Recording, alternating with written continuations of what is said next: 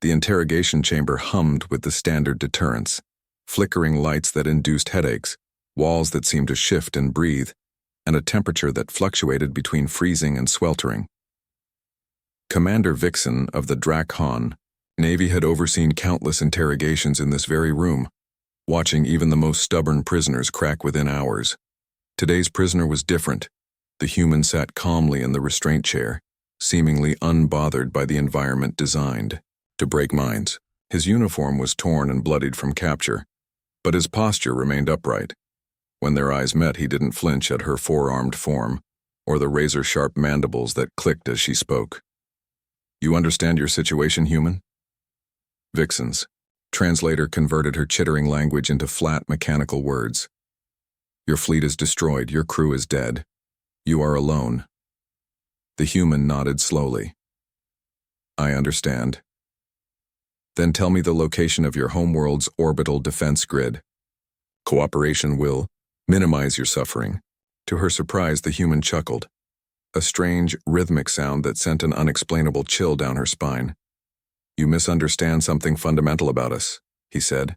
"Explain." The human leaned forward as much as his restraints allowed. "Ask me about our children's stories, about the tales we tell our young." Vixen's mandibles clicked in confusion. "Stories? You ramble nonsense to delay." "Humor me," the human interrupted. "You've studied us, haven't you? To wage war effectively?" Reluctantly, Vixen activated her datapad. "Your species has peculiar folklore, stories of small beings defeating larger ones, of impossible odds overcome through what you call determination." "Not just stories," the human said. "Instructions. We don't tell our children about heroes who win because they were stronger. We tell them about heroes who win because they refuse to give up, because they're stubborn, because they're too stupid or too angry or too focused to quit." The temperature in the room shifted again, but the human didn't react. "We tell them about a tortoise beating a hare, about a mouse freeing a lion, about small people destroying rings to save the world." His voice grew quieter. "About ordinary people becoming extraordinary when everything goes wrong." Vixen found herself listening despite her intentions.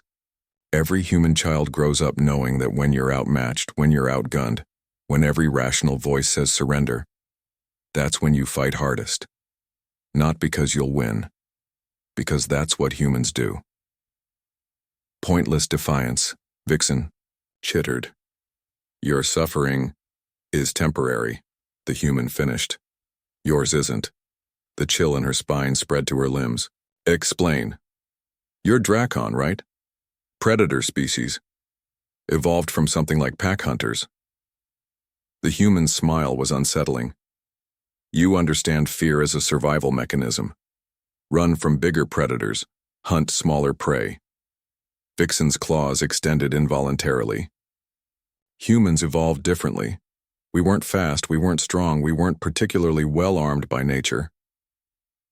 The human's breathing remained steady as the room's atmosphere grew more oppressive.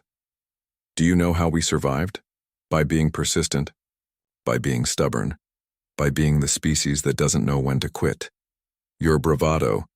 We tracked mammoth for days in the snow. We followed injured prey until they collapsed from exhaustion. We survived by being the thing that kept coming, the thing that wouldn't stop." The lights intensified, but the human continued speaking calmly. "That's what you don't understand. You think this." He gestured to the interrogation chamber. "Scares me. But humans spend their entire lives in training for exactly this moment. Every story we tell, every game we play, every challenge we set for ourselves, it's all been preparing us for the day when someone bigger and stronger tries to make us quit."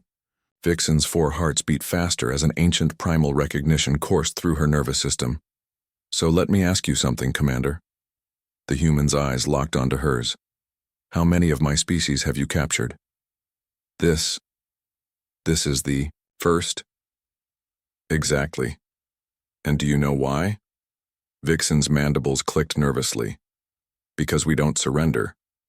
We don't get captured. When we go down fighting, and we take as many with us as we can. So the fact that I'm here, Talking to you? Should terrify you. How? Why? Because it means I wanted to be captured. Because every plan we make includes the possibility of capture. Because right now, my people know exactly where I am. Vixen's claws clenched as her worst fears crystallized. You're a diversion.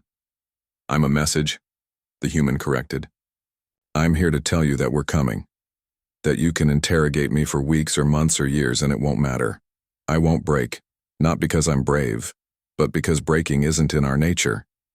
And while you waste resources trying to break the unbreakable, my people are dismantling your fleet. The chamber's systems seemed to fade into background noise as Vixen fully grasped her situation. So when you ask why I'm not scared, the human continued, it's because fear is for prey. And humans stopped being prey a long time ago. We're the persistent hunters. We're the stubborn apes who learned to throw spears and split atoms. We're the species that looked at the stars and decided they belonged to us. Vixen's translator struggled with his final words as her own language had no equivalent concept. We're the ones who keep coming. In that moment, Vixen understood why no Drakon patrol had ever returned from human space, why their preliminary scouts had gone silent, why the human's smile remained unchanged despite everything they'd tried.